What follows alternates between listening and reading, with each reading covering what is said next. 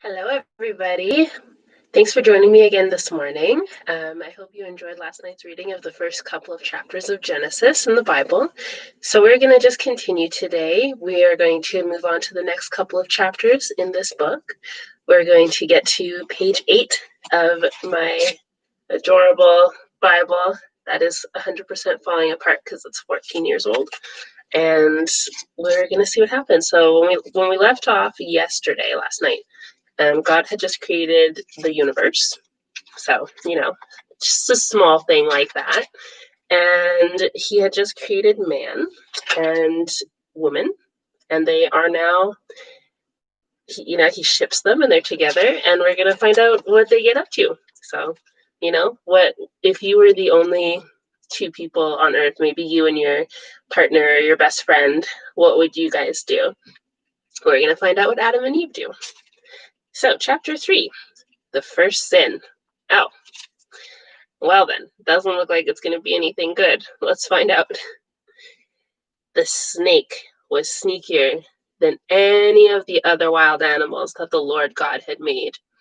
One day, it came to the woman and asked, "Did God tell you not to eat fruit from any tree in the garden?" The woman answered, "God said we could eat fruit from any tree in the garden, except the one in the middle. He told us not to eat fruit from that tree, or even to touch it. If we do, we will die." "No, you won't," the snake replied. "God understands what will happen on the day you eat fruit from that tree. You will see what you have done, and you will know the difference between right and wrong, just as God does." See, I think that this is pretty interesting. Never mind questions about why God put the fruit in the garden in the first place, but just the fact that at this point, Adam and Eve apparently don't really have any concept of really why they shouldn't eat the fruit, because they don't know what right and wrong is. They just know that God said not to, but they don't necessarily know that it's wrong not to do what your parents tell you. So it's just like, oh, can I just not do what someone has told me to do? It's like, that's, I think, how kids kind of learn sometimes too. Sometimes they figure out, mom told me to stay here, but maybe I actually have to. So the woman stared at the fruit. It looked beautiful and tasty. She wanted the wisdom that it would give her, and she ate some of the fruit. Her husband was there with her, so she gave some to him, and he ate it too. Right away they saw what they had done, and they realized they were naked. Then they sewed fig leaves together to make something to cover themselves. Late in the afternoon, a breeze began to blow, and the man and woman heard the Lord God walking in the garden. They were frightened and hid behind some trees. Uh-oh. So these little man and women children, they're essentially children, have done a no-no, and now God is coming. God is coming to see what they're up to. I think it's, if you guys have kids, or maybe you've heard, when things are too quiet, you know that there's something wrong. So these guys are hiding and trying to be quiet, and apparently they were able to do a little 5-minute craft and make some sewing materials to make themselves an outfit out of fig leaves. So they've been busy, and suddenly things are a little too quiet, and God's gonna go check it out. Bearing in mind, of course, that he already knows what has happened. He knows. Now we're gonna see how they respond. The trouble with sin. The Lord called out to the man and asked, "Where are you?" The man answered, "I was naked, and when I heard you walking through the garden, I was frightened and hid." "How did you know you were naked?" God asked. "Did you eat any fruit from that tree in the middle of the garden?" "It was the woman you put here with me," the man said. "She gave me some of the fruit, and I ate it." The Lord God then asked the woman, "What have you done?" "The snake tricked me," she answered, "and I ate some of the fruit." So the Lord God said to the snake, Because of what you have done, you will be the only animal to suffer this curse. For as long as you live, you will crawl on your stomach and eat dirt. You and this woman will hate each other. Your descendants and hers will always be enemies. One of hers will strike you on the head, and you will strike him on the heel. Then the Lord said to the woman, you will suffer terribly when you give birth, but you will still desire your husband, and he will rule over you. The Lord said to the man, you listened to your wife and ate fruit from that tree? And so the ground will be put under a curse because of what you did. As long as you live, you will have to struggle to have enough food. Your food will be plants, but the ground will produce thorns and thistles. You will have to sweat to earn a living. You are made out of soil, and you will once again turn into soil. The man Adam named his wife Eve because she would become the mother of all who live. That's a little tonal shift there. Then the Lord God made clothes out of animal skins for the man and his wife. The Lord said, these people now know the difference between right and wrong, just as we do, but they must not be allowed to eat fruit from the tree that lets them live forever. So the Lord God sent them out of the Garden of Eden, where they would have to work the ground from which the man had been made. Then God put winged creatures at the entrance to the garden and a flaming, flashing sword to guard the way to the life-giving tree. Okay, so it seems like these two have gotten themselves into a little bit of trouble. We see, like I said before, that they don't really know what the difference between right and wrong is. They don't know why they shouldn't do what the snake says. Maybe as far as they know, this talking snake is just as trustworthy as God. Or maybe they're just super curious and just want to find out what's going to happen. Like we see here, Eve looked at the fruit and she's like, oh, it doesn't look so bad, you know? Maybe the snake is right. Maybe God isn't telling me not to eat the fruit for the right reasons. So one of the big things about the Bible is the fact that it's this big story that spans millennia. A lot of the things that people say is that God needed, or people needed, to trust God. So as we can see here, there's not really much of a relationship right now between Adam and Eve. They're just kind of there. God is there. He's the only one that they know, and that's great. But it's really hard to build a relationship and trust somebody and know who to trust unless you've had experience with them. So people have said that the Bible, the events of the Bible, the way history has panned out, has been God proving himself essentially to people and saying, you can trust me. You can do, if you do what I say, this is what's going to happen. And there's a lot of examples of what happens when you don't do what God says. And I think this is really setting up for this. And of course, there's that little bit of foreshadowing that goes all the way to the revelation of, well, actually, no, just to the beginning, middle of the New Testament, when it says, one of hers will strike you on the head and you will strike him on the heel.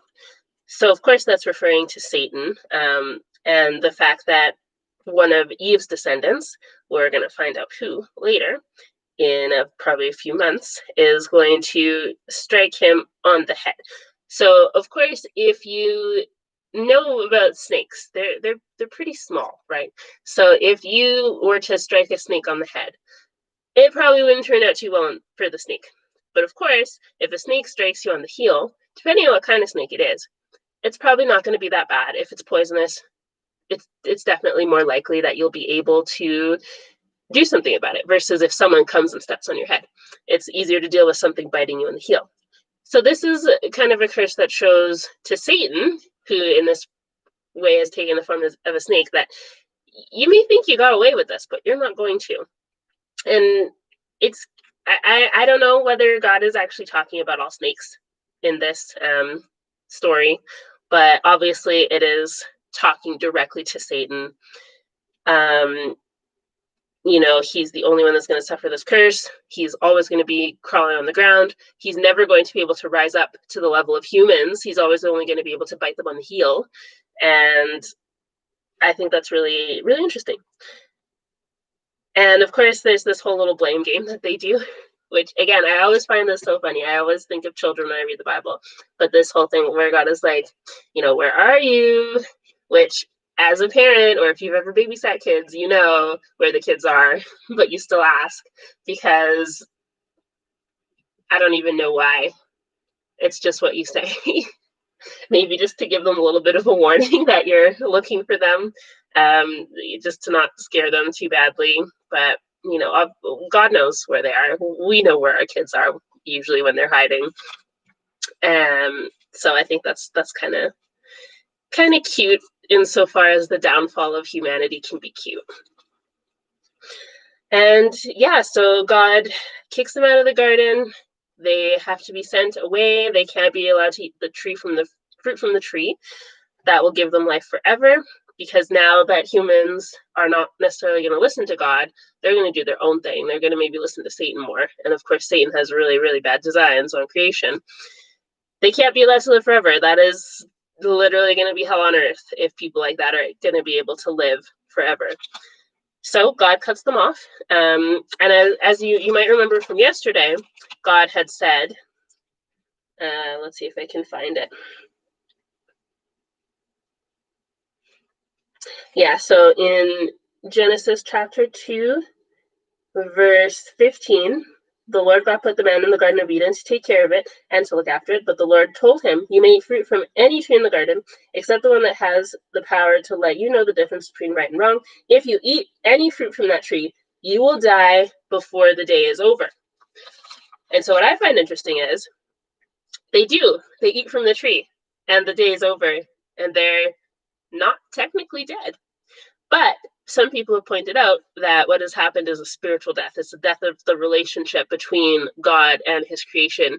It is the beginning of death of everything. So in this case, that doesn't mean literally your heart's going to stop beating, your blood will stop flowing, you will no longer be alive. It's the fact that you are now dead to the world, I guess, dead to the relationship with God. And this is what happens when we sin every day. Whenever we sin, we die. And whenever we ask Jesus for forgiveness, he gives us life again. So this is kind of what death is a separation.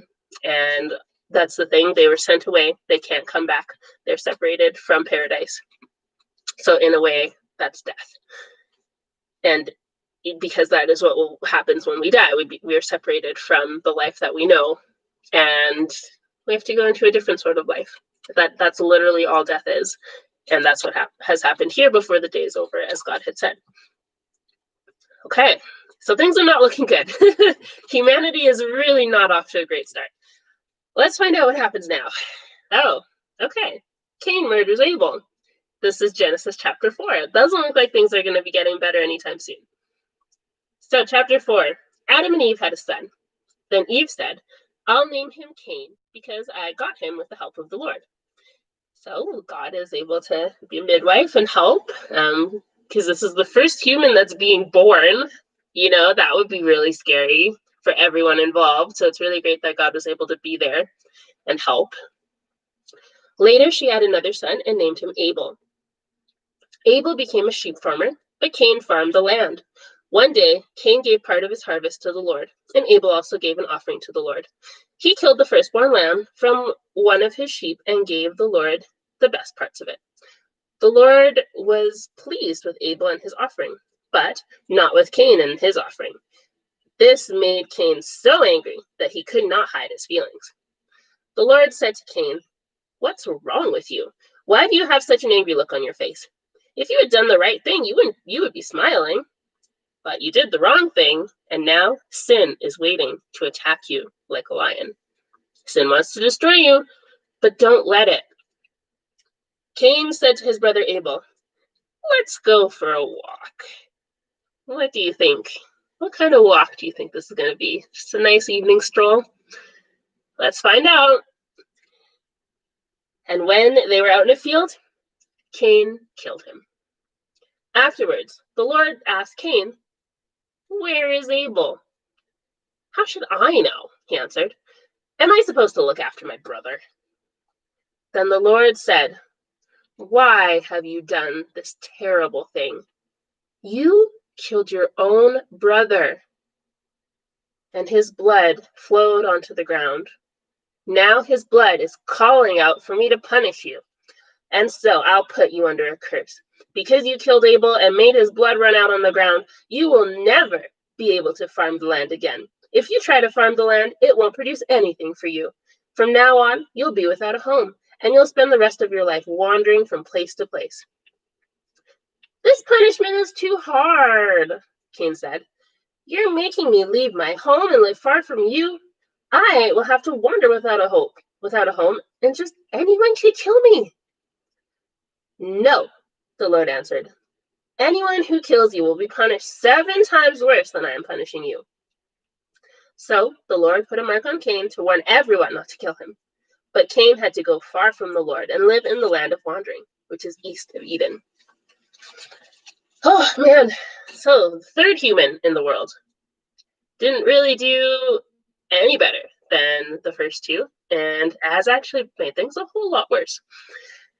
Which is just, it's humans, you know? I think a lot of people ask, why do bad things happen? Why does God let bad things happen? One of the main things that Christians will to say is that it's free will. But the fact is, God doesn't let bad things happen. God isn't just sitting back and, winding up the world and then putting it away and then just watching what happens. God is there. God is asking us to make the right choice. God is telling us what is going to happen, and we choose to ignore him. And sometimes God does intervene in a more intense way, and even then we still don't listen. So there's going to be times when God is just telling us, please don't. That's not going to turn out well for you and the people you care about. And there's going to be times when God is like, absolutely not. I'm putting a stop to this. But the fact is, he's not going to do that every time. He's not just going to be there every single time we're about to make a horrible decision. That is not really free will. It is definitely more authoritarian. God doesn't want to be an authoritarian. He wants us to be in relationship with him. He doesn't want to just rule over us. He wants to create with us and be with us and help us. And, just be like a father to us. In a way. And so you see, God is like, don't do this. Sin is waiting for you. You don't need to choose the right path. If you had done the right thing, you would be smiling, but you did the right thing, and now sin is waiting to attack you like a lion. Sin wants to destroy you, but don't let it. And so even though Cain didn't offer the correct sacrifice to God, God is still wanting to teach and help and be there for Cain and tell him, I can see this shadow stalking you, and it will get you if you let it. Don't let it. Come back. We can talk about this. This doesn't have to go any worse than it's already been because you offered me the wrong sacrifice. We can help. I can help you fix this. But Cain just outright ignores it because that's the way humans are. I don't know about you, but a lot of the times I know the exact wrong thing that I shouldn't do, and I do it anyway. I don't always know why. Sometimes it's because I'm angry and I don't care anymore. Sometimes it's because I believe that it'll be pleasurable for a little bit, and that's worth whatever the consequences are going to be. So obviously Cain, something's going through his head right now where he's like, I just don't care. I am so angry. I don't care what happens to me. I just need to do something with these feelings. And my pride maybe is stopping me from bringing these feelings to God and having God help me through it. I'm going to do this my own way. I'm going to get rid of these feelings and deal with them the way I think I should, because I don't want to listen to God. And maybe you can relate to that. I go through that every day. I don't want to do the right thing. I'm just going to do what I know I shouldn't do because I don't want to listen. My son does the same thing to me. So if you become a parent and have to deal with small children, maybe you can understand a little bit of where God is coming from here. And, this whole thing about Cain not wanting to go far away from the Lord, I think this is really powerful because this is what people go through when they are separated from God, either when they're living on earth or after is this: the punishment is being far away from God, who is the author of life, the giver of life and goodness and everything. Cain, even though he's done this thing that he knows he shouldn't do, he's rebelled. He still knows that God is the source of life and protection, and he doesn't want to have to be sent far away from God. But of course, Cain has done this horrible, horrible thing of killing a person. And this is a punishment that will show, hopefully, that it shows what happens when we kill, when we destroy. This is the second time where the punishment for death has been sort of revealed. In the first part of this story, when Adam and Eve ate from the fruit and died in that day, the punishment was being sent away from the garden. And here, when Cain kills his brother, the punishment is being sent further away from God. So you'll see people are being sent further and further away from God. So the worse they do, he's still there telling them what will happen, telling them how to come back to him. But this is what I mean about how God doesn't let bad things happen.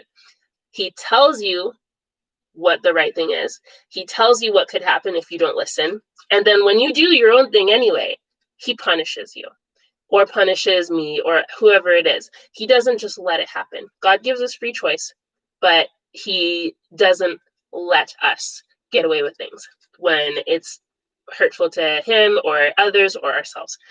So God is doing everything he can, short of brainwashing us into only doing what the right thing is, which is not what he wants to do. He wants to have an authentic relationship with us, where we choose him, and when we don't choose him, we can choose to come back to him and receive his forgiveness.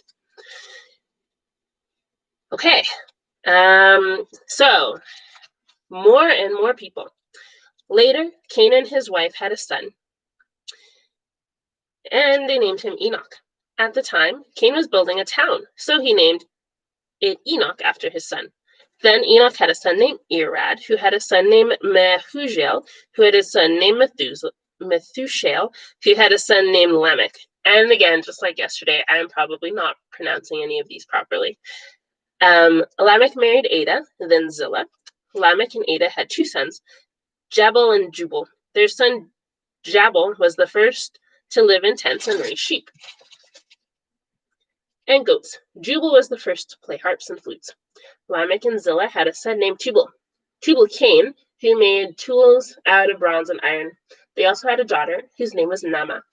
One day, Lamech said to his two wives, "A young man wounded me, and I killed him. Anyone who tries to get even with me will be punished 10 times more than anyone who tries to get even with Cain." Adam and his wife had another son. They named him Seth, because they said, "God has given us a son to take the place of Abel, who was killed by his brother Cain." Later, Seth had a son and named him Enosh. About this time, people started worshiping the Lord. Okay, so again, people are just continuing to not listen. And the only thing that this Lamech character got out of the whole Cain murders Abel thing is that God will give you superpowers so that anybody who tries to hurt you will be supernaturally punished. He obviously completely missed the point about being sent far away from God, being punished. The mark was a punishment, that you have to go away from God. But Lamech is like, yeah, I'm gonna go kill these people. God's gonna give me superpowers 10 times more than the superpowers he gave Cain. And just like casually telling his wife, yeah, I killed a man. No big, just a little humble brag. Now I'm 10 times more powerful than Cain.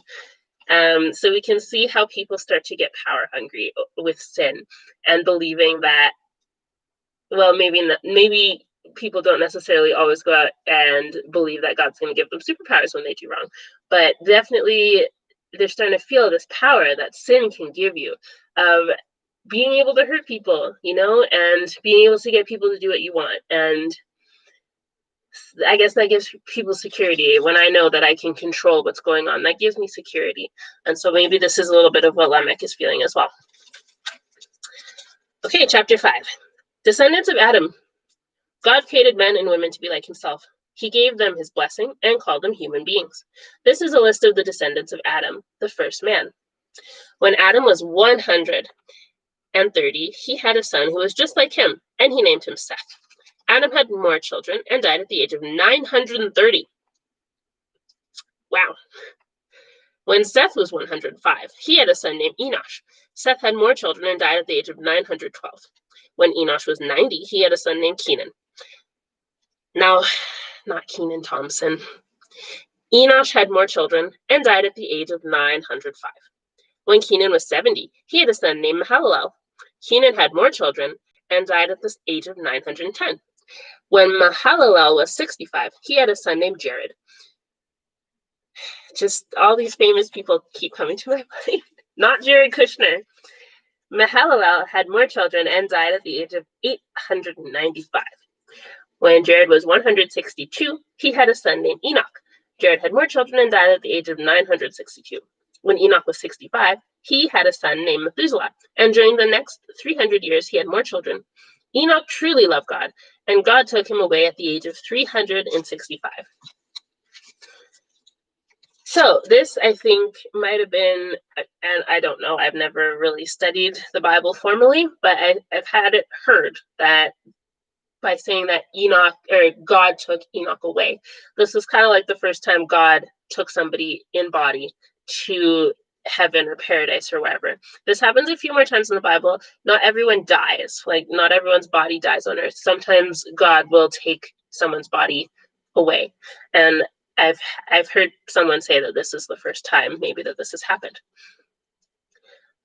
So when Methuselah was 187, he had a son named Lamech. Methuselah had more children and died at the age of 967. When Lamech was 182, he had a son. Lamech said, "I'll name him Noah because he will give us comfort as we struggle hard to make a living on this land that the Lord has put under a curse." Lamech had more children and died at the age of 777. After Noah was 500 years old, he had 3 sons and named them Shem, Ham, and Japheth. So that brings us to the end of chapter 5. Some of you who have read the Bible or heard Bible stories probably know what's coming next. You know the name Noah, and there's been lots of different popular movies and stuff and little shows that kind of touch on what happened. So we're going to get the Bible, the original true version of what happened. The Lord will send a flood. Chapter 6. More and more people were born until finally they spread all over the earth. Some of their daughters were so beautiful that supernatural beings came down and married the ones they wanted. Then the Lord said, "I won't let my life-giving breath remain in anyone forever. No one will live for more than 120 years. So yeah, the first part about the angels coming down and having children with humans, people have taken that in a couple of different ways. You might have heard of The Mortal Instruments by Cassandra Clare. So this whole thing, the name for this is called Nephilim. So people have taken Nephilim to mean a few different things. In the Cassandra Clare series, the Nephilim are angels, part angel, part human. They have superpowers. They're like good guys that fight demons. But you might have heard of the Dragons in Our Midst series. I don't exactly remember who it's by right now, but if you Google it, it's going to be pretty clear. But the Dragons in Our Midst series takes it a different way. The Nephilim are evil. They are monsters. They are out to destroy. And I think the reason that the author went that way is because God probably didn't let angels mate with humans. He probably didn't want them to do that. So it's likely that the supernatural beings who came down were fallen angels who were rebelling against God, mating with humans in a way that they're probably not supposed to do. And so people have taken this and made a whole series out of it. So there's just the two little different perspectives on that I find interesting. The children of the supernatural beings. So then the Lord said, "I won't let my life-giving breath remain in anyone forever. No one will live for more than 120 years, which takes a while to come into effect. So the children of the supernatural beings who married these women became famous heroes and warriors." So this is the Bible's perspective. Heroes and warriors, which may still mean scary. They were called Nephilim and lived on the earth at that time and even later. The Lord saw how bad the people on earth were, and that everything they thought and planned was evil. He was very sorry that he had made them, and he said, I'll destroy every living creature on earth. I'll wipe out people, animals, birds, and reptiles. I am sorry I ever made them. But the Lord was pleased with Noah, and this is the story about him. Noah is the only person who lived right and obeyed God. He had 3 sons, Shem, Ham, and Japheth. God knew that everyone was terribly cruel and violent, so he told Noah, cruelty and violence has spread everywhere. Now I'm going to destroy the whole earth and all its people. Get some good lumber and build a boat, put rooms in it, and cover it with tar inside and out. Make it 450 feet long, 75 feet wide, and 45 feet high. Build a roof on the boat and leave a space about 18 inches between the roof and the sides. Make the boat 3 stories high and put a door on one side. I'm going to send a flood that will destroy everything that breathes. Nothing will be left alive. But I solemnly promise that you, your wife, your sons, and your daughters-in-law will be kept safe on the boat. Bring into the boat with you a male and a female of every kind of animal and bird, as well as a male and female of every reptile. I don't want them to be destroyed. Store up enough food, both for yourself and for them. Noah did everything the Lord told him to do. The flood. Chapter 7. So the Lord told Noah, take your whole family with you into the boat, because you are the only one on the earth who pleases me. Take 7 pairs of every kind of animal that can be used for sacrifice, and 1 pair of all others. Also, take 7 pairs of every kind of bird with you. Do this so there will always be animals and birds on earth. 7 days from now, I will send rain that will last for 40 days and nights, and I will destroy all other living things I have made. Noah was 600 years old when he went into the boat to escape the flood, and he did everything the Lord had told him to do. His wife, his sons, and his daughters-in-law all went inside with him. He obeyed God and took a male and a female of each kind of animal and bird into the boat with him. 7 days later, a flood began to cover the earth. Noah was 600 years old when the water under the earth started gushing out everywhere. The sky opened like windows, and rain poured down for 40 days and nights. All this began on the 17th day of the 2nd month of the year. On that day, Noah and his wife went into the boat with their 3 sons, Shem, Ham, and Japheth, and their wives. They took along every kind of animal, tame and wild, including the birds. Noah took a male and a female of every living creature with him, just as God had told him to do. And when they were all in the boat, God closed the door. For 40 days, the rain poured down without stopping, and the water became deeper and deeper until the boat started floating high above the ground. Finally, the mighty flood was so deep that even the highest mountain peaks were almost 25 feet below the surface of the water. Not a bird, animal, reptile, or human was left alive anywhere on earth. The Lord destroyed everything that breathed. Nothing was left alive except Noah and the others in the boat. 150 days later, the water started going down. Okay, so now we're on to chapter 8. We're almost done. The water goes down. God did not forget about Noah and the animals with him in the boat. So God made a wind blow, and the water started going down. God stopped up the places where the water had been gushing out from under the earth. He also closed up the sky, and the rain stopped. For 150 days, the water slowly went down. Then on the 17th day of the 7th month of the year, the boat came to rest somewhere in the Ararat Mountains. The water kept going down, and the mountain tops could be seen on the 1st day of the 10th month. 40 days later, Noah opened a window to send out a raven, but it kept flying around until the water had dried up. Noah wanted to find out if the water had gone down, and he sent a dove. Deep water was still everywhere, and the dove could not find a place to land. So it flew back to the boat. Noah held out his hand and helped it back in. 7 days later, Noah sent the dove out again. It returned in the evening, holding in its beak a green leaf from the olive tree. Noah knew that the water was finally going down. He wanted 7 more days before sending the dove out again, and this time it did not return. Noah was now 601 years old, and by the 1st day of that year, almost all the water had gone away. Noah made an opening in the roof of the boat and saw that the ground was getting dry. By the 27th day of the 2nd month, the earth was completely dry. God said to Noah, "You, your wife, your sons, and your daughters-in-law may now leave the boat. Let out the birds, animals, and reptiles so they can mate and live all over the earth." After Noah and his family had gone out of the boat, the living creatures left in groups of their own kind. The Lord's promise for the earth. Noah built an altar where he could offer sacrifices to the Lord. Then he offered on the altar one of each kind of animal and bird that could be used for a sacrifice. The smell of the burning offering pleased God, and he said, "Never again will I punish the earth for the sinful things its people do. All of them have evil thoughts from the time they are young, but I will never destroy everything that breathes as I did this time.